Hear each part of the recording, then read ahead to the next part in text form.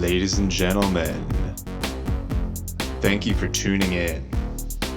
This is 96.5, The Fuck FM. My name's DJ Wall Street, best known for saying fuck you to the man, and I'll be here, rocking with you, all night long. So stay strapped in, don't go anywhere. We're gonna have a great fucking time. Tonight, folks, you're not gonna want to miss it. Special guest in the studio. I can't wait to show you. Keep that dial where it is, 96.5, The Fuck FM.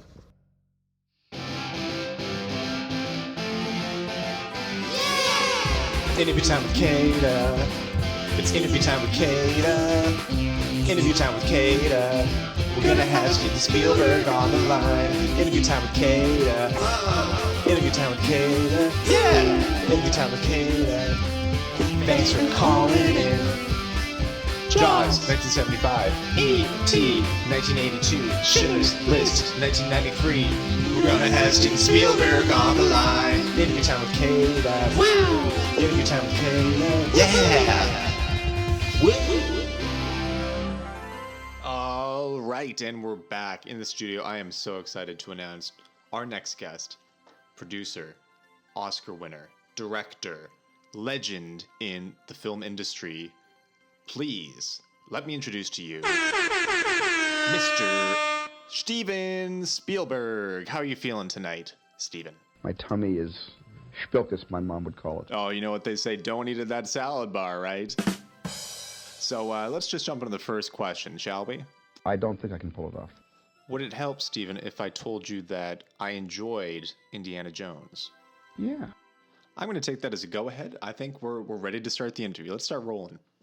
So, Esquire, you're going to know this, just came out with a report, pretty damning evidence that you had sexually harassed many of the people you worked with on the set of Indiana Jones. What was your initial reaction to that report coming out? I said, this is a big deal. How much is it going to cost? So, kind of primary consideration was the money, the financial aspect. Did you think about the victims or the people you might have harmed on set and their feelings? I believe about being a bit of an outsider and not being normal. And you know, I always got that sense from you that you don't you play by your own rules, and I really respect that. But would you like to say anything to the victims that maybe are listening to this show right now? What have I done? Let's jump ship here. Let's talk about the Twitter comment of the day. So Mississippi just lowered their age of consent to 14. How do you feel about that? 6 years ago, it was 15. That's correct. I wasn't expecting you to know that, quite frankly. We're going to change gears again here. I like to know about people come on the show. I like to know about their types, the type of woman, the type of man that they're into. What's your type, Steven? You know, the last kid to be chosen for the softball team, the last kid to be chosen for the touch football team, the last kid to be chosen for basically everything, including badminton. Do you fear any kind of repercussions for speaking openly about your attraction to children? Well, not really. I mean, A, it's not my cross to bear. Right, and B, it's, you know, they're growing up pretty quick these days. I get you. And I am not responsible for their... What happens to them? The parents really are ultimately responsible. So for all the differences between us, I mean, you stand behind the camera for your job. I sit behind the microphone at a desk. You stand on set. I'm at a desk. How do you feel about your inclusion of children into essentially erotic films? What's your thought process about that kind of art? You know, because I can only make my movies and little movies, big movies, whatever kind of movies I make, and you know, for the acceptance of those films and what happens after those films are released. Right. I mean, everyone's a critic. All you can do is really focus on your art. What do you think about the critics, though, that have labeled some of your later works as child pornography? Sometimes I think that statements like that are pretentious in themselves because it sort of says that, you know, art is serious and art can't move you. Art can't, it makes you like a kid again. Right.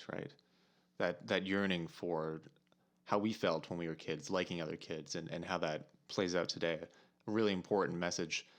How do you feel about the FCC cracking down on these kind of erotic child pornography videos? What do you think what's the effect going to be in Hollywood? Hollywood will be out of control in that they won't be able to give audiences grand entertainment anymore. Could not agree with you more. Steven Spielberg, thank you so much for coming on the show. Again, that was Steven Spielberg, new movie coming out next week. It's called The Child in Me.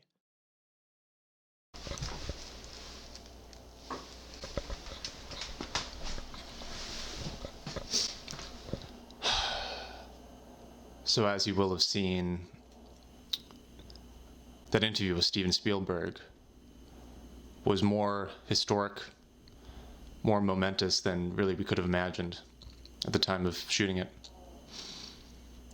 Minutes after the interview concluded, the interview, by the way, included many references to Steven Spielberg being a child predator, sex offender. Those issues aren't really relevant today. What's relevant is that Mr. Spielberg, great director, producer, Oscar winner, creator of Schindler's List, arguably the best black and white Holocaust film made in 1993. He took his life after the filming of that interview. And I'd like to just take a minute to celebrate the life of Mr. Spielberg. I'd like to give my warm wishes to his children, his family, the children that he loved over the years, the children that he hurt. The issue here really is not whether Spielberg was a child predator. Of course he was. Of course he was. The issue is that he grew up in a milieu, in a society that cherished those ideals, that cherished loving children and touching them and using them and hurting them.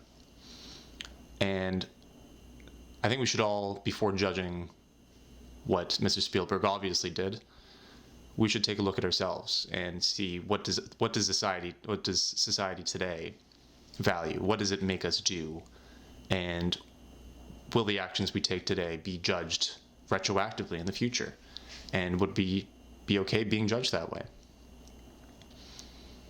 So I'd like to celebrate the life of Mr. Spielberg. I'd like to congratulate him for ending his life. It's something that he and I had talked about endlessly. In fact, before the interview, we mentioned our double suicide pact. And honestly, I was on the fence about it. I had been having some doubts, and he was trying to push me to end my life. And I said, Steven, I'm not going to. I'm not going to do that. I have a child on the way.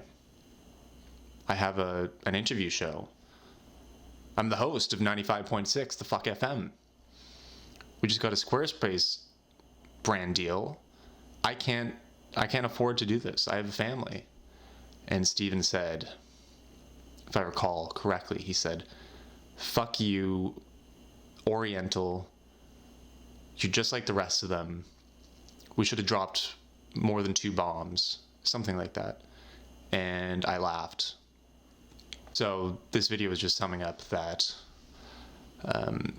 we at the studio here, 95.6, the Fuck FM, are saddened by the loss of Mr. Spielberg, but also happy that we can be the stewards of his memory and that he is inevitably in a better place in heaven. And I'd like to think of all the children that made it to heaven that he is exposing himself to today, right now as we speak, and influencing them and gratifying himself too. And I think if we can come away with any positive message here, it should be that. Thanks for listening. 95.6, the Fuck FM.